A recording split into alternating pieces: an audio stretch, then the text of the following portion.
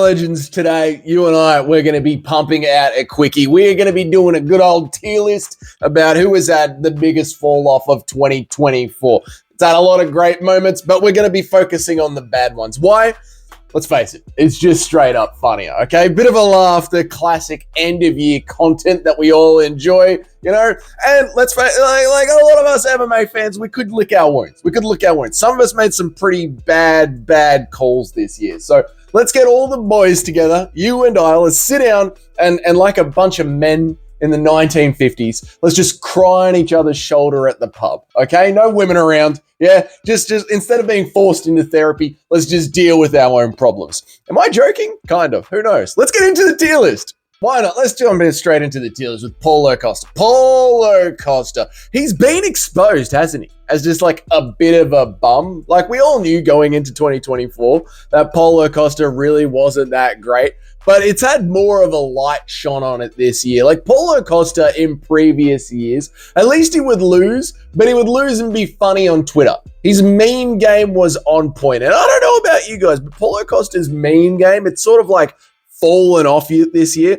And not only that, but he didn't get any better in the cage. He didn't get any better at all. Let's face it, the best thing to come out of Paulo Costa this year was a head kick to Robert Whittaker that sort of rocked Robert Whittaker. Whittaker and Johnny Walker, their chins are pretty much the same. Like if you can't knock out Robert Whittaker with a clean head kick, what are you doing here? Why, what are we doing here? What do we do? Like what good did Paulo Costa have this year where he can't even knock out Chinny Whittaker? Yeah, like Robert Whittaker's chin is ready to leave his face. He's that ready for it. No. It's kind of like Paulo Costa has lost all aura. He's lost his power. He's lost his memeing ability. He's lost his ranking in the division. I mean, he should have by now. What rank is Paulo Costa? He should have lost his ranking in the division.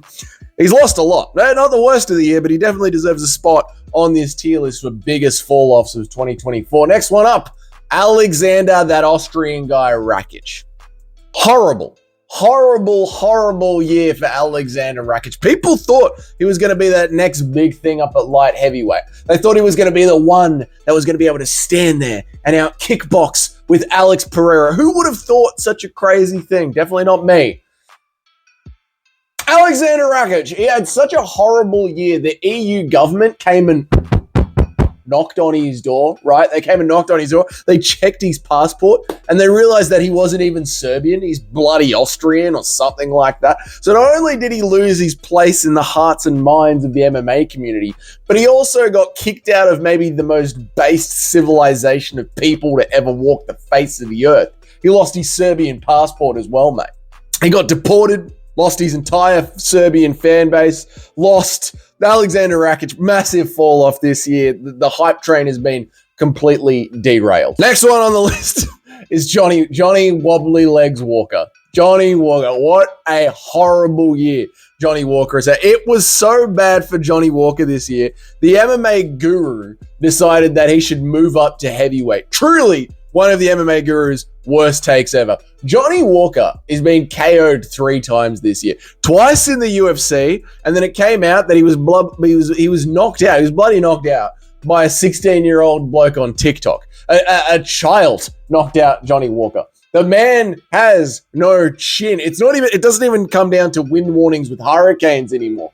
Just regular wind. Something like a 6 mile per hour slight breeze, and Johnny Walker has to hide indoors. The idea that Guru had of moving Johnny Walker up to heavyweight is such a horribly devastating idea. I honestly think the MMA Guru might want to see somebody pass away in the arena. Could you imagine any of the blobs at heavyweight just grappling Johnny Walker and putting together a Conor McGregor shoulder strike even close to Johnny Walker's chin? It would annihilate him completely. And yeah, you could be like, Dougie, Johnny Walker's always been chinny. How is 2024 any different from, say, 2023 or 2022 for Johnny Walker? The problem with Johnny is he is now at the point where he can't even spar in the gym anymore against the other athletes' children and not get knocked out. He has got nowhere to go. There are no directions left for Johnny Walker. He can't go up. He can't go down. He can't go sideways. He can't even invite the kids and babysit them while the rest of the real UFC fighters train at the gym. He can't do anything. Johnny Walker's year and career as an MMA fighter is truly over. The next one up on the list is Anthony Smith.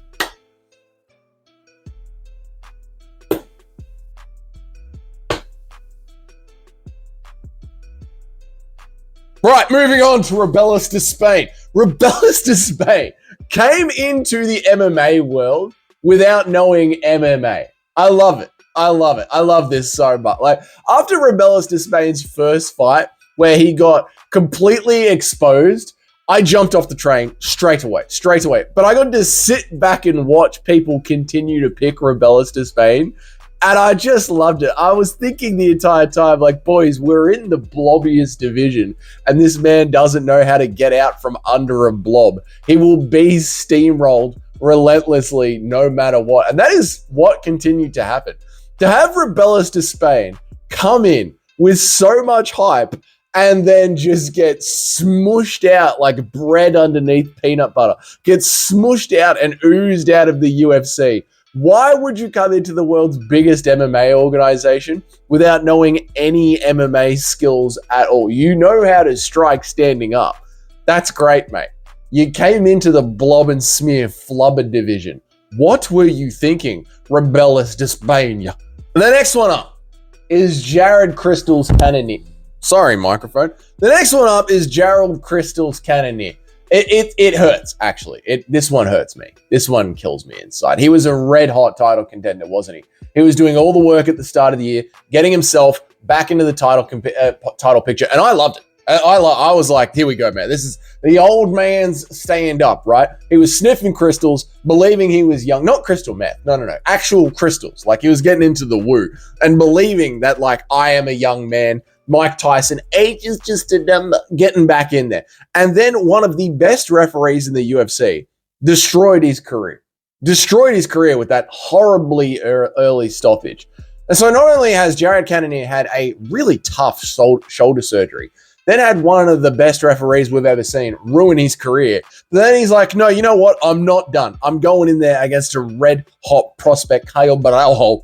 And he just got pieced up and destroyed. And it was that moment that you watched it happen and you knew it was over for old Jared Cannonier. It hurt me to watch, mate. Truly, like, the fall-off is so high because he was this close to getting back into a title picture, which was so hard for Cannonier to do, considering just how boring he was against Israel Adesanya. The UFC never wanted to give him another title shot, and he just kept working until eventually it fell apart. 2024, bad year for Jared Cannonier, man. Up into the hot seats. Here we go. Colby Covington spent all year coping about his loss to Leon Edwards, where he did shit the bed. Don't give me this, oh, maybe he did break his foot. No. I don't care how he looked against Buckley. He shat the bed against Leon Edwards. Colby Covington, gets lulled to sleep. Leon Edwards is generally that boring. Colby Covington gets lulled to sleep in front of him. Gets bullied by the kid that doesn't want anyone to bully him, right? And then, plain as day, in front of all of our eyes, he ducks the biggest vegan rooster on the roster, Ian Garry. So Colby copes about shitting the bed in front of Leon Edwards, spends the rest of the year blatantly ducking the vegan soy boy rooster, Ian Garry. And then he gets tricked by his own boss, who he loves, the company man, Colby Covington, gets tricked by his own boss to get in there against the raging bull, Buckley, gets absolutely destroyed from pillar to post, copes some more, and while all this is happening all year long, Donald bloody Trump has done 10,000 hours of podcasts, doesn't mention Colby Covington once, and in fact says that Khabib is his favorite fighter of all time. A truly devastating year for Colby Covington. Jamahal Hill. He has maybe become the most hated, delusional fighter of the entire roster all year long. Beaten by Alex Pereira twice, like Yuri Prohaska, once in the cage at UFC 300, the biggest event in our company's history. He was the main event and lost by a memeable knockout, then spent all year whinging about it and creating a fake narrative that we could all very easily break down because it happened in front of our eyes, on camera, was recorded. Just go to Twitter. You will see that knockout broken down 1,000 different ways. None of them describe the way that Jamahal Hill seemed to have it happening. And then in the maybe most aura-draining move I have ever witnessed into my life, chest out, walks up to Alex Pereira in the gym. We own on Twitter now. And Alex Pereira just goes, Chama, throws down the gloves, and Jamahal Hill backs away while talking shit. and then he goes to post like a 45-minute video on YouTube explaining how he didn't really back away when we could all see him walking backwards. Jamahal Hill is a fucking idiot.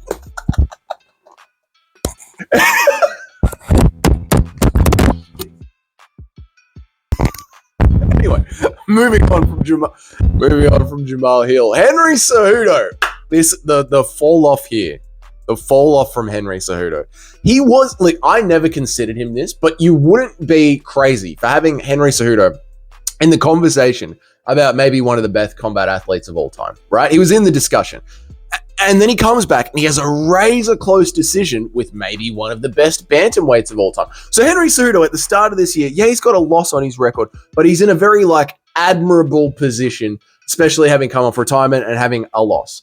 But bro, you can't be 5 foot, picked up and carried like a baby, especially when you brag about having a gold medal in the Olympics for wrestling. You cannot have Merab Dvalishvili cradle you in his arms like a baby and then place you down in front of Mark Zuckerberg and beat the living hell out of you.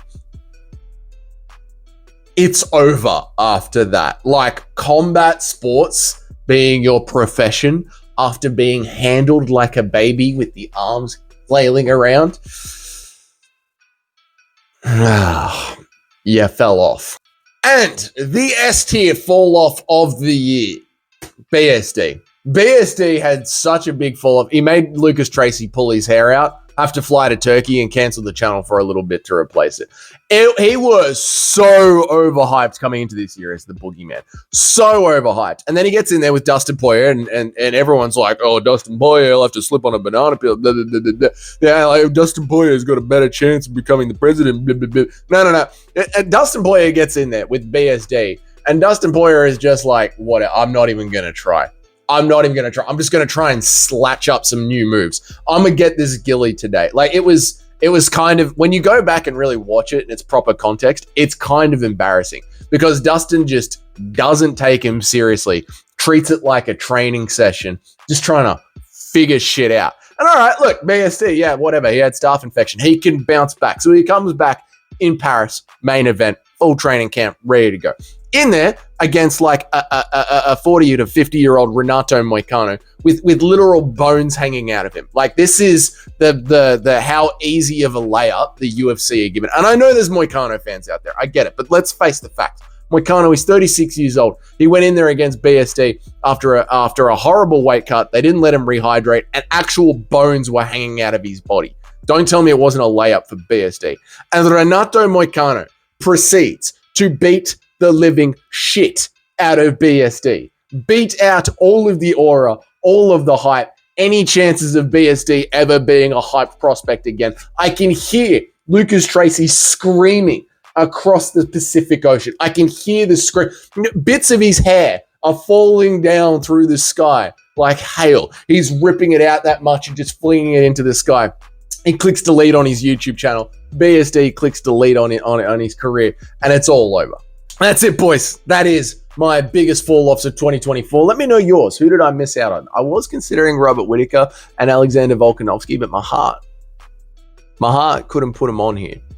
So you let me know your list down there in the comments. If this is your first time here, g'day, my name's Dougie. I make an MMA video every single day of the week. I try and go live about 3 times a week. If you want to get involved in any of that, you can hit that subscribe button down there. You can hit that notification bell to know when I go live. And if you're already on board with the channel and you like this video, go ahead and give it a like. And until then, I'll see you all in the next one.